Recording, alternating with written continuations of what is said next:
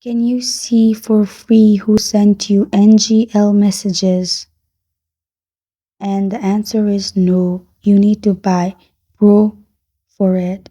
If you simply open NGL, log into your account, and then you'll find this kind of screen pop up. If you click on inbox, you'll find a message. Simply click on it, and to unlock it, you need to click to who sent this. And to unlock it, you will need 0.99 US dollar, which is cents. So the answer is no, you cannot see who sent you NGL messages for free, but you can buy it. And this is how to see for free who sent you NGL messages. And thank you for joining me today. If this video helps you out, please leave a like and subscribe for more. Got a question or want to suggest a topic, comment below. I'm Sophia signing off until next time.